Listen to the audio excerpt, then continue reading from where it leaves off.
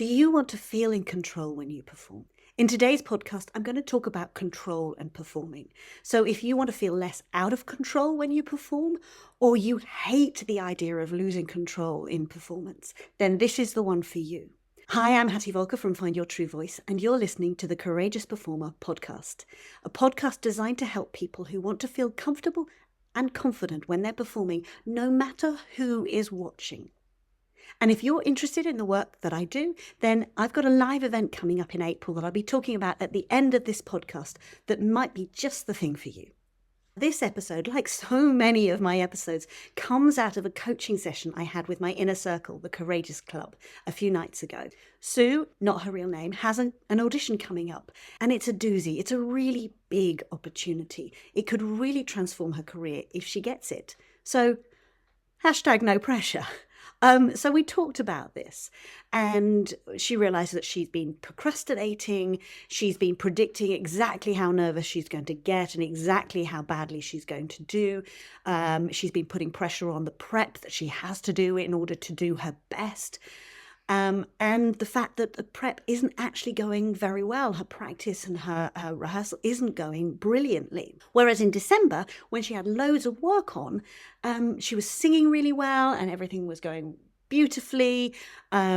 She was at the top of her game. But in relation to this audition, it had all become really fixed mindset. And if you don't know about growth and fixed mindset, go and listen to the TED Talk by Carol Dweck. Go straight to the source, because there's all sorts of stuff about fixed and growth mindset that isn't actually accurate. But if you go straight to Carol Dweck, it's a fascinating theory and really, really well researched. So what I mean by fixed mindset, it had become binary. She's either good enough or she's not good enough. It's black or white. It's going to make or break her career. It becomes this test of whether she's good enough. And because of that, what she's done is she's increased the pressure on herself, which means that she's not singing as well, which means she's procrastinating and putting things off. She's predicting the worst and making it all so much worse by doing it. So in this session, we started to explore the idea of control and how, as performers, we so often want to be in control because we want to make sure that it goes well. But the truth is, and in all the work that I've done, I've been a coach of performers for very many years, and in all my work, the one thing I can tell you with absolute certainty is that control doesn't work. It creates an inflexibility, and it creates this sort of make or break situation. It creates tension, it creates physical tension, it creates intellectual tension and emotional tension, and it makes everything much, much harder. It's why I rarely suggest learning things by rote unless you can learn them in a way that gets them into your soul, that it feels like you can say them and you are expressing them as opposed to just repeating them.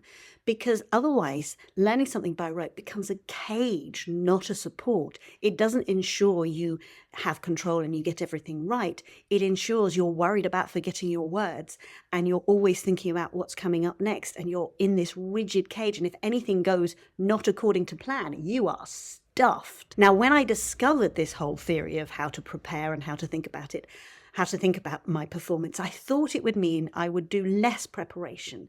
I wouldn't have to work as hard. But actually now I do more preparation. It's just that it's more enjoyable. It achieves a better end. And it achieves far more than just feeling ready like I can do the performance. It gives me flexibility, the sort of preparation I do now. Because what you really want as a performer is headspace.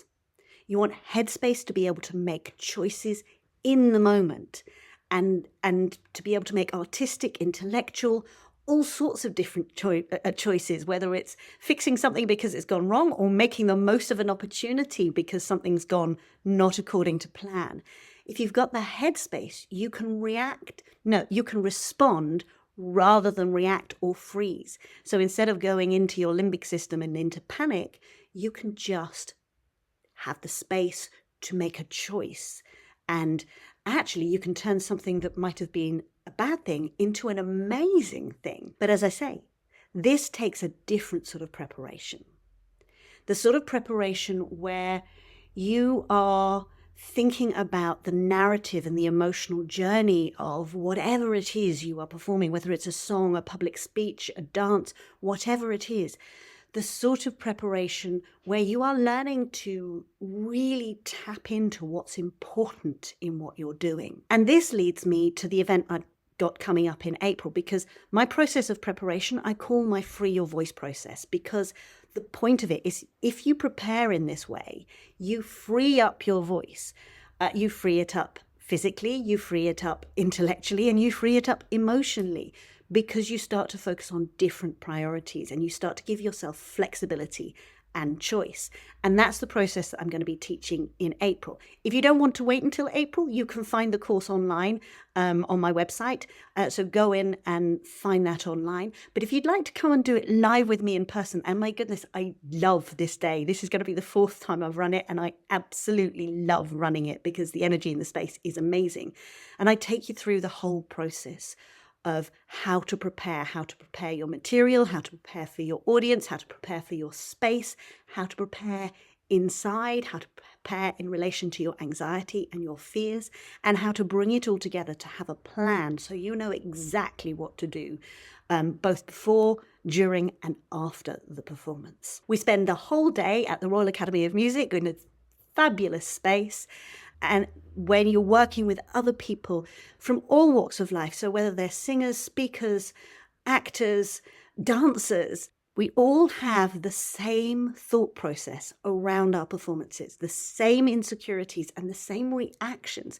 It's just expressed in different ways, through different mediums and through different personalities. Because the idea is if you can prepare in a way that enables you to have choices, you no longer have to seek to be in control to feel safe.